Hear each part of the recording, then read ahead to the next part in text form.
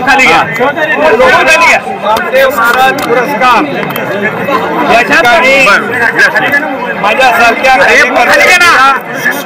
त्याबद्दल मी संत नामदेव महाराज संस्थान त्यांचे सर्व वंशज संत परंपरा या सगळ्यांचं मनापासून आभारी आहे। मी मनापासून मनोभावे त्यांची सेवा करण्याची संधी किंबहुना प्रेरणा ऊर्जा मला या पुरस्कारामुळे प्राप्त झालेली आहे। खऱ्या अर्थाने यापूर्वी संत तुकाराम महाराज पुरस्कार मिळाला होता।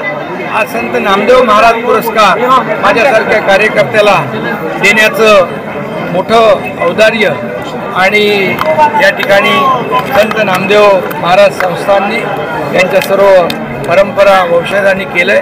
मी त्यांचा पुन्हा एकदा आभारी आहे। खरं म्हणजे 675 संजीवनी समाधीचा औचित्य साधून हा कार्यक्रम सुरू आहे आणि म्हणून प्रत्यक्ष पांडुरंग देखील या जागेवर येऊन गेले। संत नामदेव महाराज, संत धनाबाई, संत ज्ञानेश्वर, खऱ्या अर्थाने अनेक संतांचं वास्तव्य या ठिकाणी।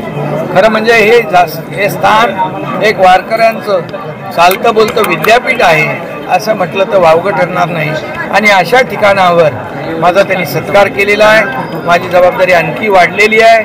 आयुष्यभर या वारकरी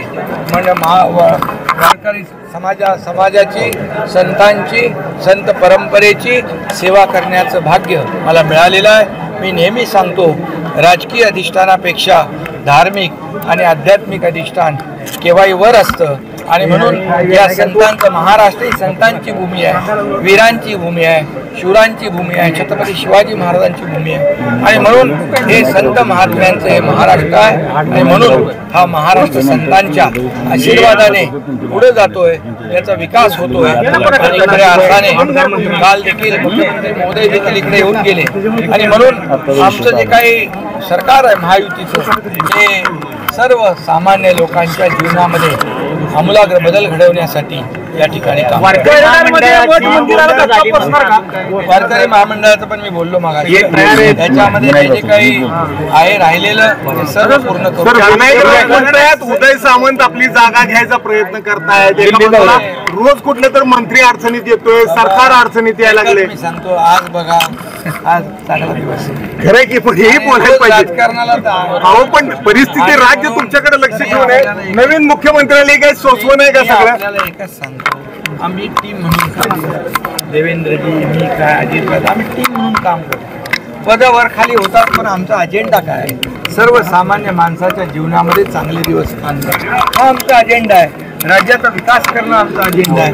त्यामुळे या ठिकाणी प्रत्येक जण काम करतो आणि म्हणून मी आपल्याला एवढंच सांगतो की आमचा अजेंडा खुर्ची नाही।